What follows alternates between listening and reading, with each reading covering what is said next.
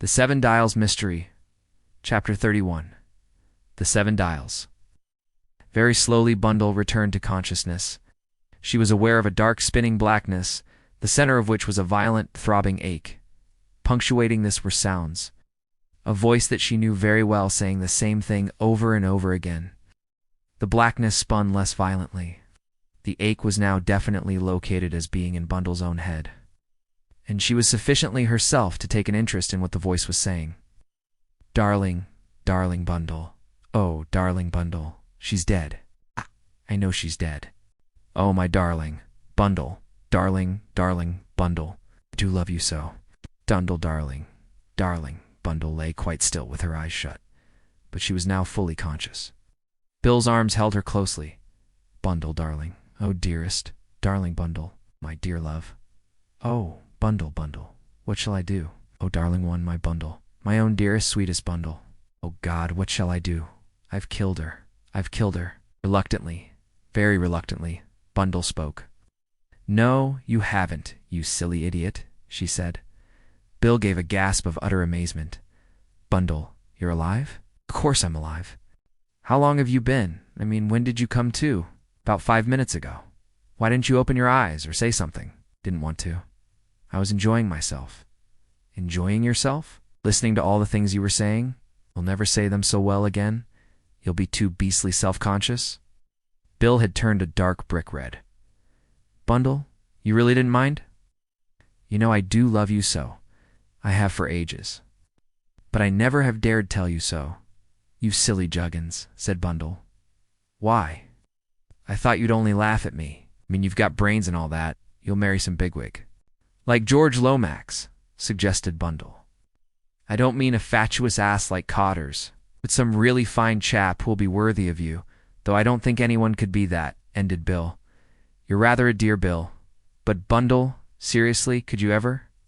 I mean, could you ever bring yourself to... Could I ever bring myself to do what? Marry me. I know I'm awfully thick-headed, but I do love you, Bundle. I'd be your dog or your slave or your anything.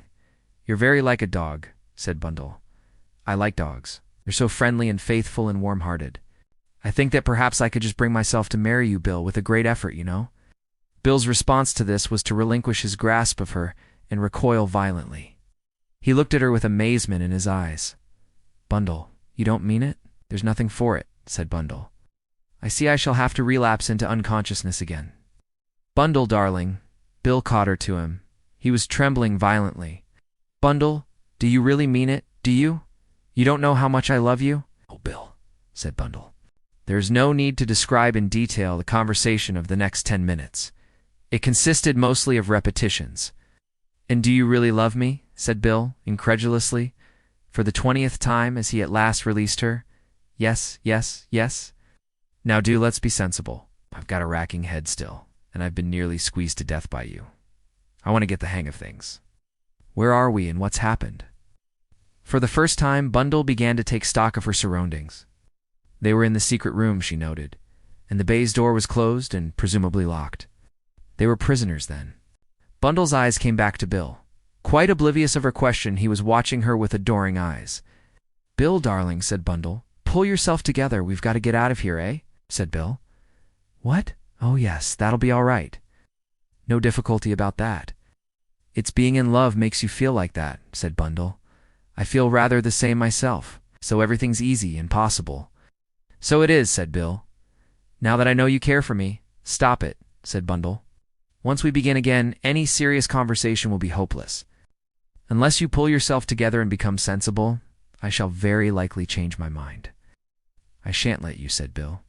You do unthink that once having got you, I'd be such a fool as to let you go, do you? You would not coerce me against my will, I hope, said Bundle grandiloquently. Wouldn't I? Said Bill. You just watch me do it, that's all. You really are rather a darling, Bill. I was afraid you might be too meek, but I see there's going to be no danger of that. In another half hour you'd be ordering me about. Oh dear, we're getting silly again. Now look here, Bill, we've got to get out of here. I tell you that'll be quite all right. I shall. Broke off, obedient to a pressure from Bundle's hand. She was leaning forward, listening intently. Yes, she had not been mistaken. A step was crossing the outer room. The key was thrust into the lock and turned. Bundle held her breath. Was it Jimmy coming to rescue them, or was it someone else? The door opened, and the black-bearded Mr. Muskarovsky stood on the threshold. Immediately, Bill took a step forward, standing in front of Bundle.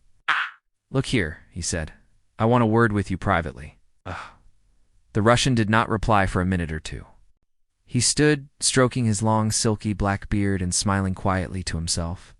"So," he said at last, "it is like that." "Oh." "Very well. The lady will be pleased to come with me." "It's all right, Bundle," said Bill. "Leave it to me. You go with this chap. Nobody's going to hurt you. I know what I'm doing." Bundle rose obediently. That note of authority in Bill's voice was new to her. He seemed absolutely sure of himself and confident of being able to deal with the situation. Bundle wondered vaguely what it was that Bill had, or thought he had, up his sleeve. She passed out of the room in front of the Russian. He followed her, closing the door behind him and locking it. "This way, please," he said. He indicated the staircase, and she mounted obediently to the floor above. Here she was directed to pass into a small, frowsy room, which she took to be Alfred's bedroom. Muskarovsky said, "You will wait here quietly, please. There must be no noise." Then he went out, closing the door behind him and locking her in. Bundle sat down on a chair. Her head was aching badly still, and she felt incapable of sustained thought. Bill seemed to have the situation well in hand. Sooner or later, she supposed, someone would come and let her out. The minutes passed. Bundle's watch had stopped, but she judged that over an hour had passed since the Russian had brought her here. What was happening? What indeed had happened? At last she heard footsteps on the stairs. It was Muskarovsky once more. He spoke very formally to her. "Lady Eileen Brent, you are wanted at an emergency meeting of the Seven Dial Society. Please, follow me." He led the way down the stairs, and Bundle followed him. He opened the door of the secret chamber, and Bundle passed in, catching her breath in surprise as she did so. She was seeing for the second time what she had only had a glimpse of the first time through her peephole. The masked figures were sitting round the table. As she stood there, taken aback by the suddenness of it, Muskarovsky slipped into his place, adjusting his clock mask as he did so.